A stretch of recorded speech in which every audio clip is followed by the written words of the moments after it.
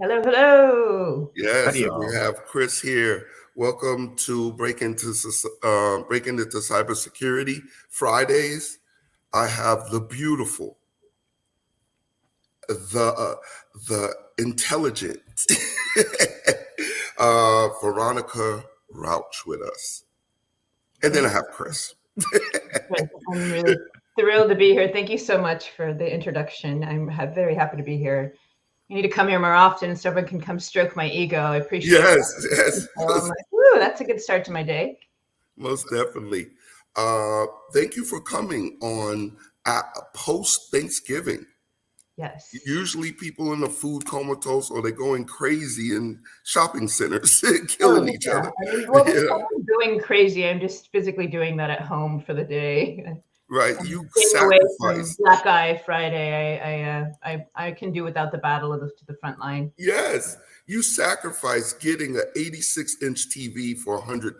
Right? I'm So, basically a hero. I'm allowing someone else to have it, I mean, yes, you I let let them the get the TV. right and a PlayStation 5 for $50. You I sacrificed know, all I that to know. come sit with us, me and It's gonna Chris. hurt when I pay full price for the PlayStation, but you're all worth it, and I'm happy to be here. Yes, so I want to begin with some introductions. If you could introduce yourself to our audience, Yeah. and yeah, Yes, I am Veronica Rauch. I live in the San Diego area, so it's 10 a.m. over here right now. I know it's Eastern Standard Time for you folks over there, so I kind of woke up and hit the ground running. But I am here. I work as a cybersecurity compliance engineer, so I work with the utilities organization. So the company I work for is San Diego Gas and Electric. wow. And yeah, so I'm in a unique space, which I'd love to speak to. There's a lot of folks that Is maybe. that considered critical infrastructure Yes, in California? very Okay, much so. cool. We run the operations for all of San Diego County and a little beyond that. So I do it's a lot of work from home, sort of a hybrid schedule. I do have to do some field inspections to check up on our cyber assets, and I do work from home for it's sort of a 3-2 schedule right now. But San Diego's home. I've been here for about 16 years. It's a good place to call home. We pay for it. We pay the sunshine tax, is what they call it down here, because we get the weather Sunshine down here. tax. Yeah, so we want our money back when it rains because we're paying a lot for it. But Yes. yeah, I'm a career changer, like many others who have come before me. I have an interesting background. I was actually a certified crime scene investigator, and I put myself through school initially working in the restaurant industry. I think that's kind of a natural path for a lot of people going to school, and I went down this rabbit hole of wine studies. So I became a certified sommelier, and I was What? doing that in a beer drinking, taco eating town, and that just didn't work out very well.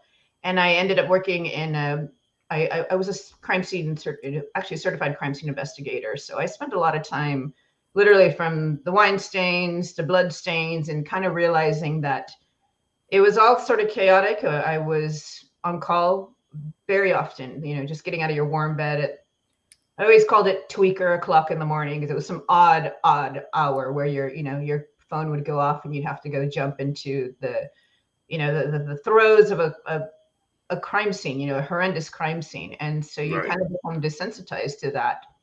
And I eventually sort of transitioned over to doing, I considered while I was an investigator, I was the field mouse. And then I wanted to become the lab rat. So I moved over Mm. into the biometric arena where I started working with the automated fingerprint identification systems and doing fingerprint IDs for high profile cases. And so that sort of got me out of the field.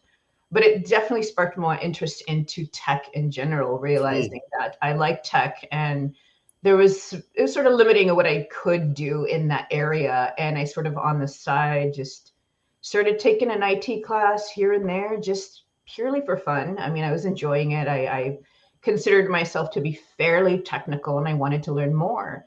And that was another rabbit hole that I went down, and I'm still barreling down that. I mean, it was fascinating, and I wasn't able to put my finger on what direction I wanted to go. And sometimes, in my case, the job found me, which may not always be the case with with folks pursuing this path. I ended up looking for opportunities, and it was challenging for many reasons. I hadn't had the technical experience.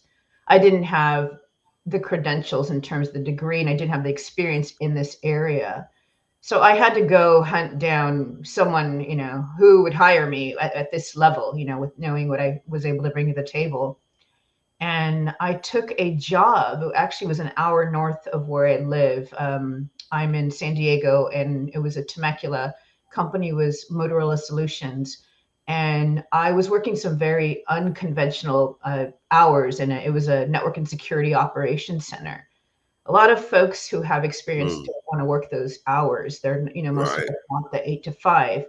But it presented me with an opportunity to get a foot in the door. And working those hours really gave me some space, because, often it'd be times when it was slower, and I could really learn from the team, everybody who was already there, and you just really kind of picking everyone's brains. And there was always someone I could ask questions to. So being in that environment was really where I started to grow while I continued to go to school and pursue my studies, And at this point, I was working towards an associate's in cybersecurity at San Diego City College.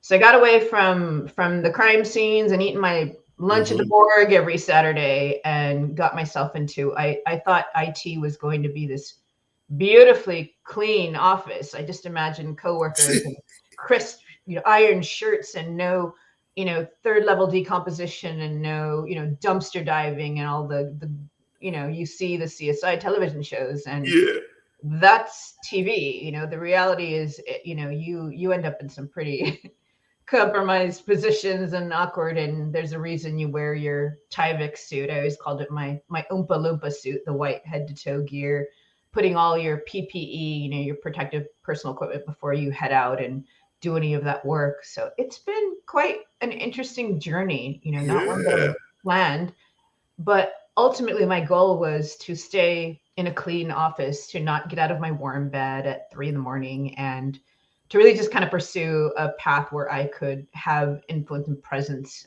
One of the things I'm really hoping to speak about is my involvement with the women in cybersecurity.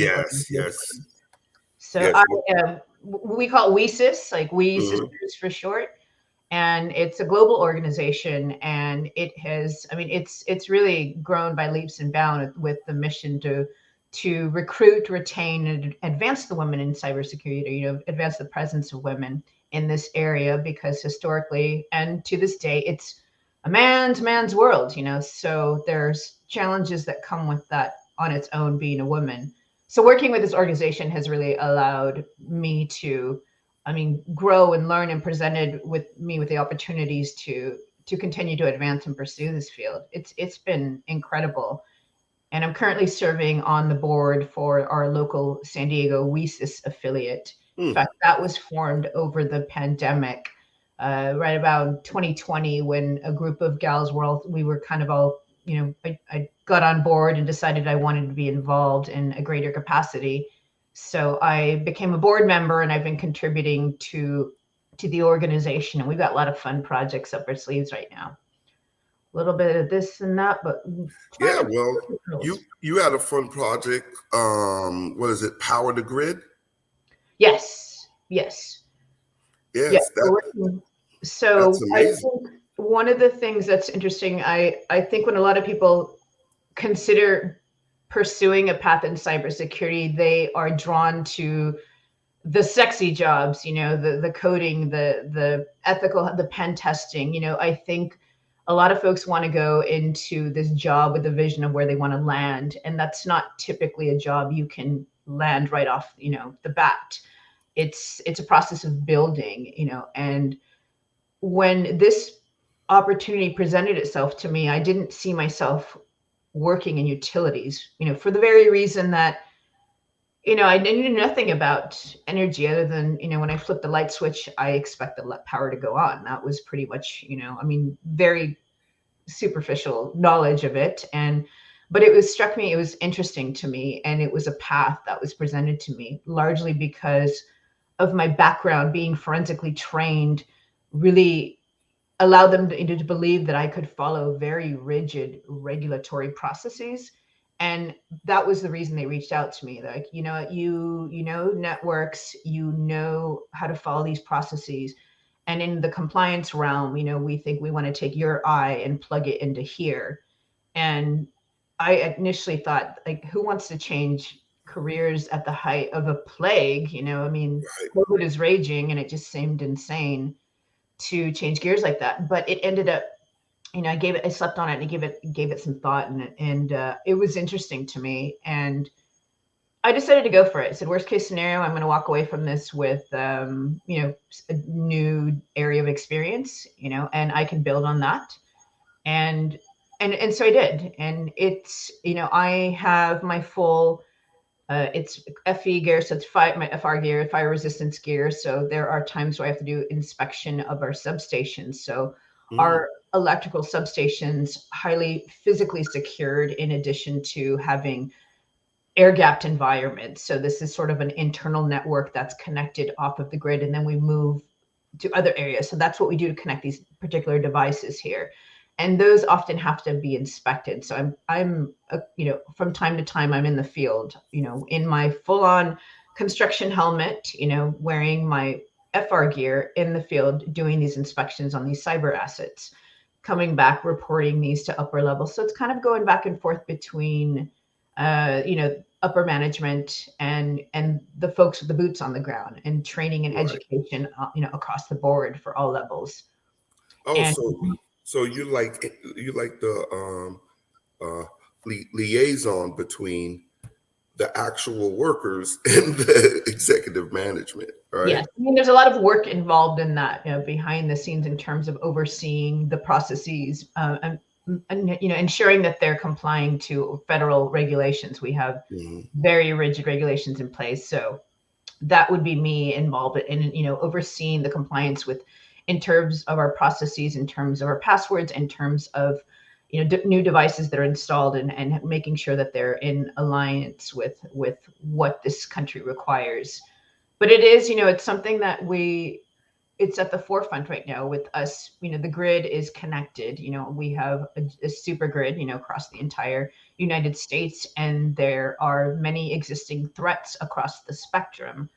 On one hand of the spectrum, you're going to have people who,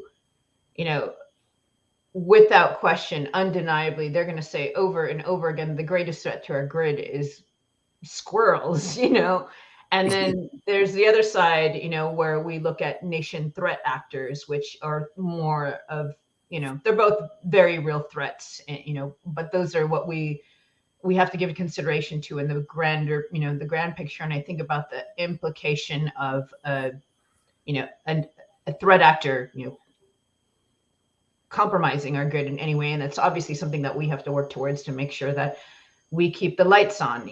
Unfortunately, now I can do it in an 8 to 5 or 7 to 4 schedule. Now I'm not having to wake up in the middle of the night, But I think that's something I would encourage anyone who's interested in breaking into this field, is really kind of adjust your expectations. I see a lot of folks wanting to be pen testers, wanting to be fully remote. They want that high salary. They want to, work for the hotshot company. I mean, there's the draw to that, and the experience really comes from, it's getting it'll build from wherever you can gain that experience, and you just want to grow from that.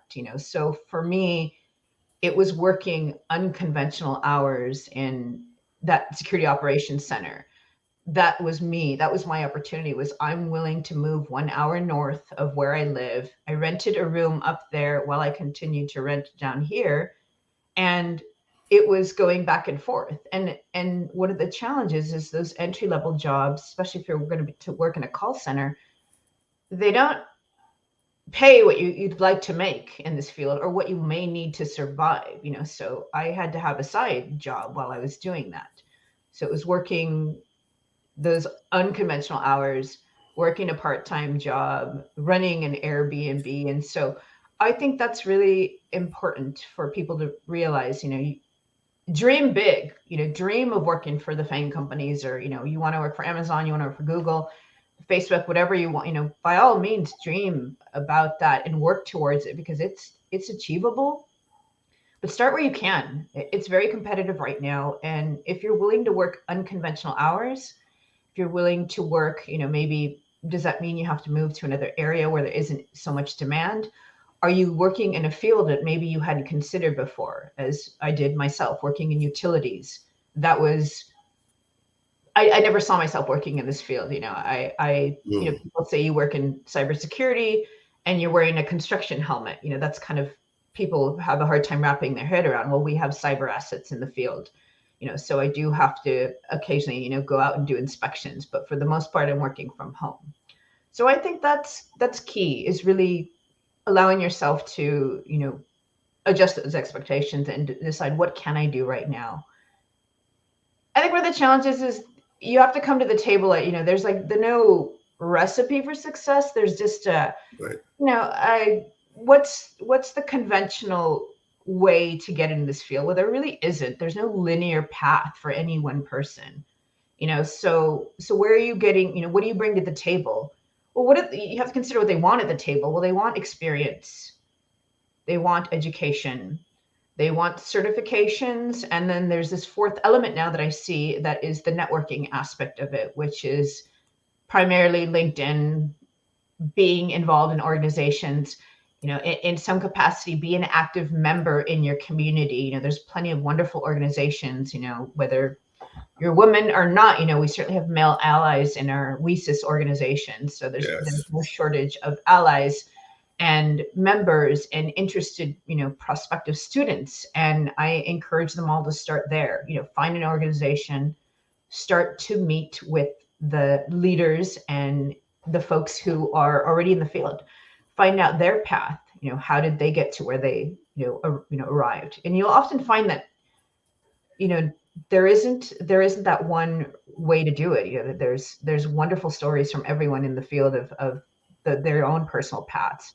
And I think it's super interesting to see folks coming from, even having watched former episodes, seeing people who worked in restaurants, myself included, they worked in restaurants and they worked their way up the restaurant. They were managing restaurants, and then they took a pay cut to break into some call center where they learned all of the rudimentary sort of troubleshooting that's really essential to this. The education aspect is, I would say there's arguments for and against it. You can certainly work in this field without having a degree, and maybe we're moving away from degrees with the convenience of training, the availability of training online. So maybe that's no longer the case, but, I myself am currently enrolled in Western Governors University, the WGU their Cybersecurity and Information Assurance program. What are you taking there? I am doing the Cybersecurity and Information Assurance, largely because my first degree was not technical. Right. And I realized that was going to be something I would need to advance. And I kind of just a personal goal. I wanted to get that under my belt. And it's a great program because it sort of just stacks a lot of desirable, sort of entry level type of certifications, which I think are great, whether or not you're someone who has experience and you need to earn the degree in a way that's convenient with your schedule. Or you can, if you're someone new who's never done this before, you can kind of hit the ground running there. So education would be another aspect of it. And then the certifications are, again, desirable. And then there'd be the networking component, which I think has been more beneficial to me than any of the other three combined. At the end of the day, experience is king. If you know how to do the work, you can get the job without everything else, but it is sort of what all of those things together work to, to build the ideal resume, that you would bring to the table. And like I said, there's no right or wrong way to do it, but it's a great field. I've been enjoying my time with it. The opportunities, are vast once you are able to get in and put your finger on what it is you want to do when you grow up, which I think there's this beneath the umbrella of cybersecurity. There's just so much you can do. what do you want to be when you grow up? You know, we're all still kind of figuring it out. Yeah, no, that's great. We have some questions from the audience. You mind asking questions, Veronica? No, not at all. So we have a question from Tracy. She says, with all the cutbacks hitting IT and for those individuals either taking courses or breaking into cybersecurity, what advice would you give them on continuing to pursue this career in addition to gaining experience where many firms are not hiring entry level or even seasoned vets are out of work? Yeah, that's really a shame. Thanks for the question, Tracy. Yeah. I think this is where I can emphasize the power of your network. What I'm seeing is that the traditional apply for a job and the shotgun approach to job hunting, you know, which is what historically you would do. You made a resume, you tailored it, and you launched it to as many places as you could. I don't think that recipe works anymore in this field. Um, if you're not already active on the LinkedIn platforms, what I'm seeing is that because people have these great connections on this platform, they will it's very easy to reach out to a colleague. Hey, I see that you work for XYZ company, and that is it possible for me to get, is there any way you could help me with getting the resume in front of a hiring manager? It's sort of a direct line, you know, a direct path to getting that resume into the right hands, because that whole conventional process of firing out an application, you know, getting it out into the masses and tailoring it's exhausting. And I've done it where it took me about 58 applications to get my first job in that network, you know, operation and security center. It was bloody. It was really ugly, you know, trying to get through all those resumes. And what I'm seeing now is the job I have now was through my network, getting it in front of the right person. There's a really active, wonderful community on LinkedIn, you know, who's very helpful, you know, really open to, you know, to supporting folks. And we've been in those shoes. We know the challenge of getting into the field, how difficult it can be. And there's a lot of support out there. And I would also recommend getting involved, you know, I would recommend, if you haven't already, to join the Women in Cybersecurity organization. There are many resources there, including a job board. There is an annual job career fair. It's been virtual with COVID. You know, we may move away from that, but there is an annual conference.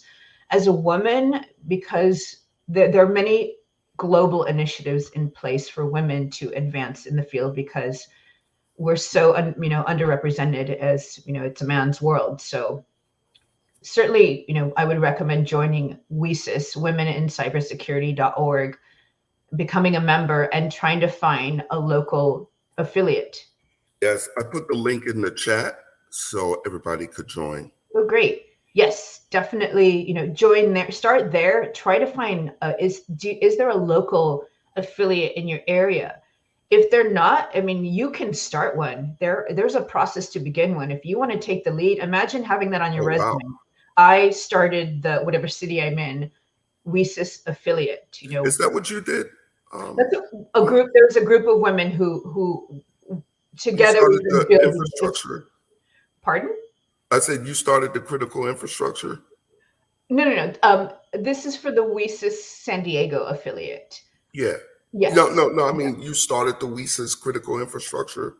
No. We started the San Diego affiliate. Yes, okay. but I'm involved. I mean, I attend the WICIS critical infrastructure. So that's a separate affiliate that I have participated in. We just did a really cool event called Hack the Power. Yeah. There was a 2-day event, one day with educational sort of format with lectures were taking place by folks throughout the field who kind of gave us a sense of how to prepare for the following day, which was a CTF event where they actually had a mock electrical substation that they broke into and took down. So WICIS Critical Infrastructure is another affiliate under the greater global Women in Cybersecurity organization. So Gotcha. that's specific to critical infrastructure, and that's been a great program. But I have not been I'm not on that board, the leadership board for Oh, that one. okay. I'm on the leadership board for the Women in Cybersecurity San Diego. San Diego. Yeah, Okay. yes. But all are Gotcha. good. If you have an opportunity and you have the ambition to do this, I guarantee there are women in your neighborhood or in your area that are probably wanting to join and are probably in the same scenario. And it's good to have a tiny army of support. So if you can get that locally, wonderful. If you can get it at the global level through an organization such as WESIS, there's plenty of other cybersecurity organizations. I'm just a big cheerleader for WESIS because I'm very involved with that. And Yes. then again, put it out there on your social networks. Get on LinkedIn, start building your community, and growing from there. There's a vast amount. It's astonishing how many free resources are out there right now Yeah. for training, which It's makes overwhelming, actually. it is. And it makes me wonder, it makes me question that conventional path of getting a degree, which makes me wonder, is that going to be the case moving forward? Are we going to continue to require these degrees when the reality is so much of this training is available elsewhere? Yes. So, I mean, you can do this, that online. You can build your own lab in your home and start working on projects. You can get a GitHub sub. You can just start doing your own personal projects, while you're studying, while you're networking. And all these sort of things combined sort of seem to be the recipe for success, and the persistence, because it's competitive, largely because, unfortunately, we don't have a very clear, there aren't entry level type opportunities, unfortunately. The work, I think folks I'll give the example of myself. When I first started taking cybersecurity classes at a city college, I got excited. I'm just going to take cybersecurity. And I just dove, I went headfirst into cybersecurity classes and I just bombed. I had no idea. I didn't have the foundations. And I would say Yes. that foundations first.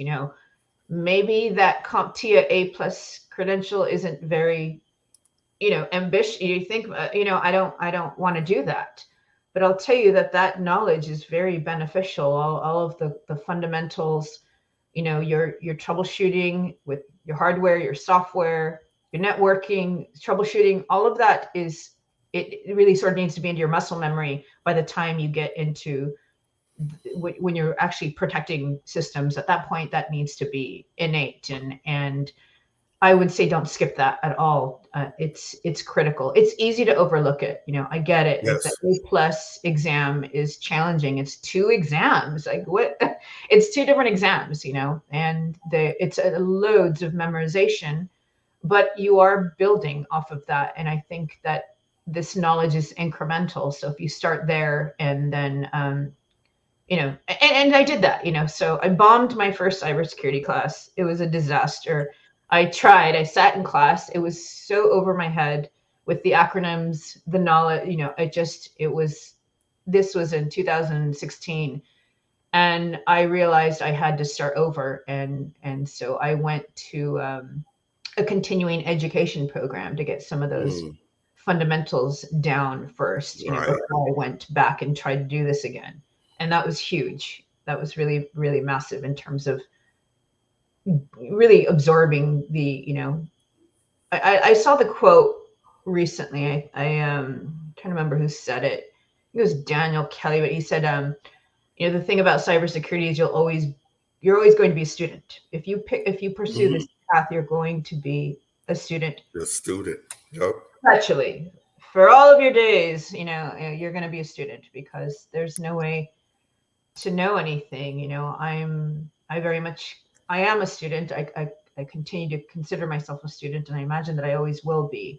And if you're someone who enjoys, if you're a lover of learning, or if you're a hopeless philomath like myself, just enjoy learning, then this is a great field for you.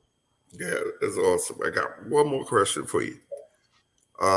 It is from Eddie. I hope I'm saying the name right. right? It's spelled unique, a very unique spelling, right?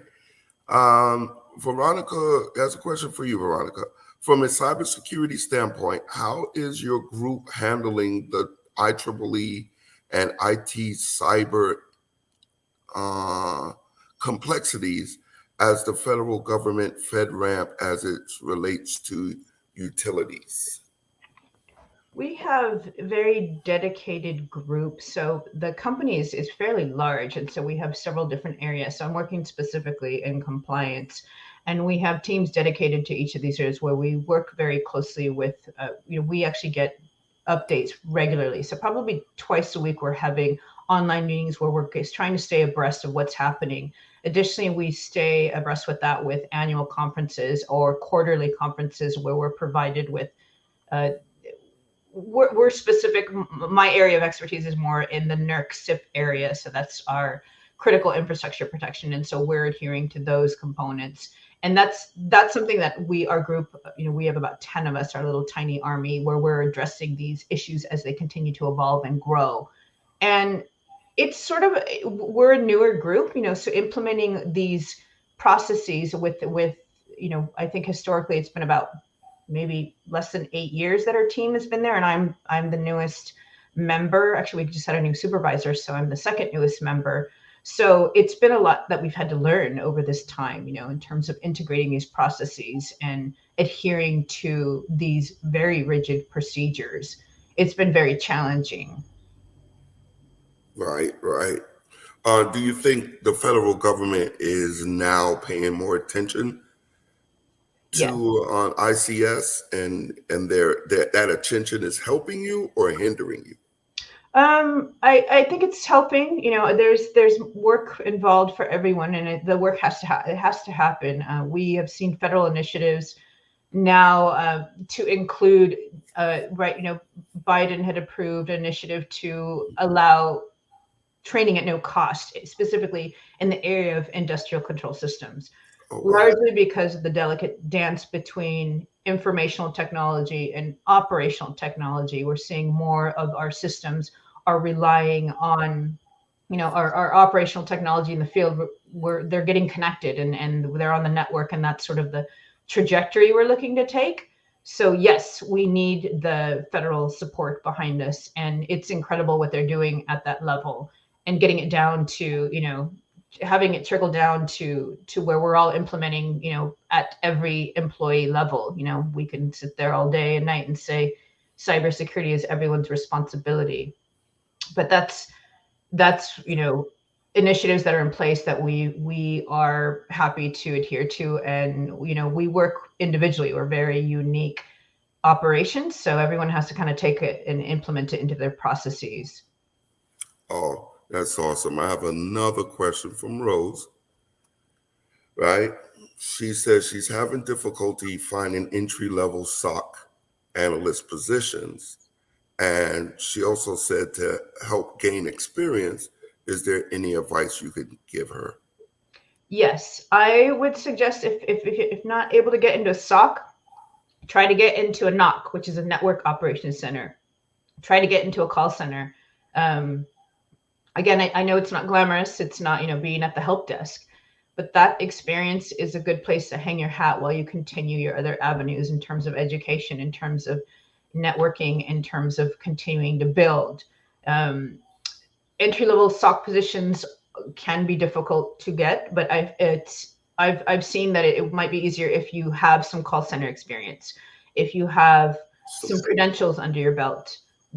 And again, I would suggest working, if you're open to working some unconventional hours. Yes. SOCs, NOCs, those call centers typically are 24/7 operations. 24/7, yeah. Folks looking to break in, I would recommend working, maybe it's not ideal. I'm going to say I've done it myself. It's difficult for your sleep schedule, but if you're willing to work when everyone else is sleeping, there will be more opportunities at that time.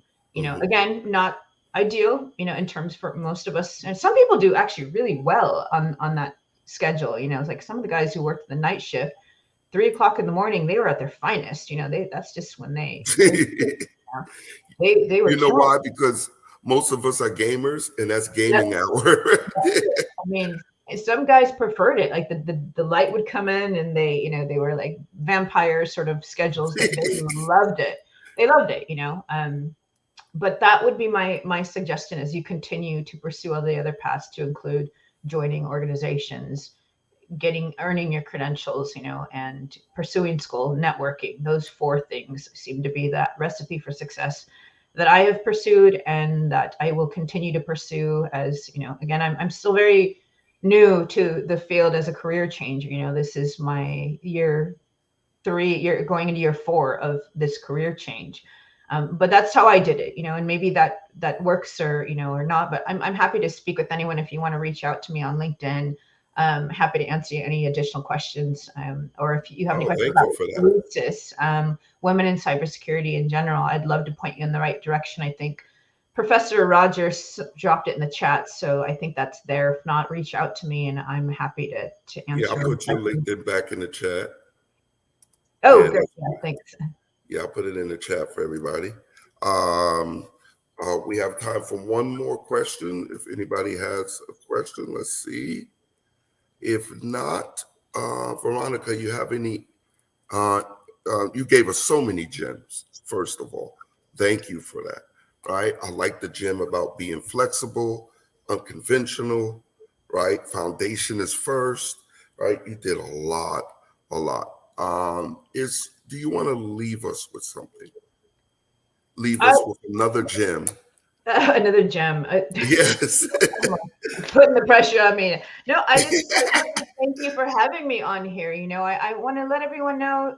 And this is your first podcast, so we are honored.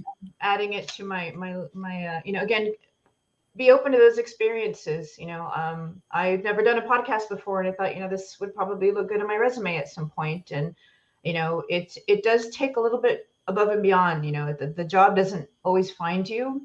Sometimes you're going to put yourself out there, but make sure people know that you're looking for work. You just never. So much of it is just impeccable timing, that you happen to know the right person when this opportunity opens up. Maybe had you not had that connection, you wouldn't even have been made aware of the opportunity. But I can tell you, we're seeing more opportunities on LinkedIn than we are conventionally advertised. So if you know somebody who knows someone, and you can say, hey, would you introduce me to XYZ? I see that they work at the company that I'm looking at an opportunity for. That's going to be a far more direct path than just sort of, like I mentioned before, that shotgun approach of just firing 70 tailored resumes. I think you are going to have a better chance maybe working for a smaller company, working those. I call them the tweaker hours, because you're up at when everyone's sleeping. That's kind of what my tweaker shift. And your body adapted, and I just did it, and I learned, and gain the opportunity where you can get it, gain the experience where you can, whether it's academic, whether you've built your own lab, where you're networking, where you're meeting folks, going to conferences, being active in your community. It puts you on the face, and it sort of creates those opportunities for you when you're already, immersing yourself in the industry. Yes. Veronica, it's been a pleasure. Right, I'm gonna go eat some leftovers. Get on your Black Friday. Yes. Shopping and whatnot, and on the weekend. Yes, I'm gonna put on my Black Friday ninja suit. Right, Black Eye Friday. Yeah, thank you so much for having me. This has been a lot of fun, and thanks for asking questions to your audience. And again, feel free to reach out to me. I'm happy to answer any further questions that there might be. Yes, thank you. Goodbye, y'all. Thank you for all your questions. Thank you. Have a good weekend, everyone. Thanks. Bye now.